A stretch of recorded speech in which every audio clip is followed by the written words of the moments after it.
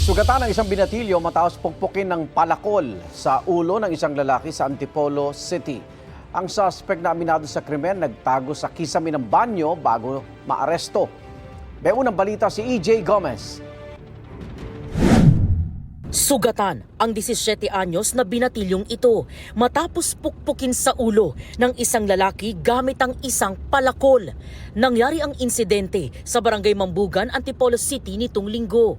Ayon sa biktima, bumibili lang sila ng ulam ng kanyang pinsan nang lapitan sila ng isang lalaki na residente rin sa kanilang lugar.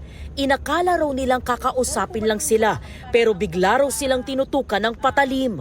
Tinanong niya po yung pinsan ko kung taga saan raw po. Tapos sabi ko, pinsan ko po yan, bakit? Pagkabawa po namin, bigla po siyang umarang ulit, tapos bumunot po ng kutsilyo.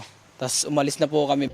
Ilang oras ang nakalipas, inutusan daw ang biktima ng kanyang kuya na bumili ulit sa tindahan. Hindi raw niya namalayan na inaabangan na pala siya ng sospek bit-bit ang isang palakol. Biglang po may mampas sa ulo ko. Bumagsak po ako noon, tapos nagdilim po yung paningin ko. At na-shock po kami sa lahat ng nangyari na hindi namin inasahan na ganyan yung gagawin ng tao na yon, na nakandusay na lang sa daan yung kapatid namin.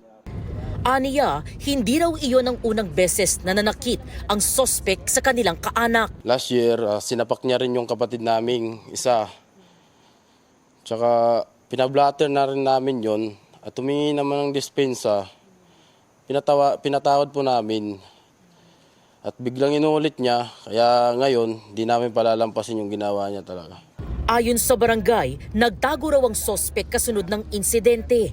Nakipagtulungan yung mga kaanak ng suspect na pwede naming i-search yung inuupahan niya. Nakita namin siya sa kisame ng CA pero nakalabas yung paa.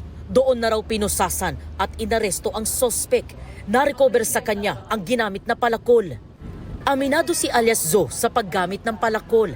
Nagawa raw niya yon dahil sa galit at paghihiganti raw niya sa pamilya. Itinanggi naman niya ang panunutok ng kutsilyo sa magpinsan. Hindi po totoo yun. Yung?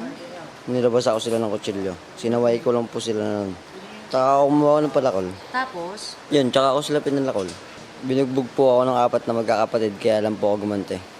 Kailan kayo sir binugbog? Nung araw din po na yun. Ayon sa barangay, dati nang nasangkot sa ilang insidente ng gulo sa lugar ang sospek. Nakadetain sa Antipolo Police Custodial Facility ang lalaki na nahaharap sa reklamong frustrated homicide. Ito ang unang balita. EJ Gomez para sa GMA Integrated News.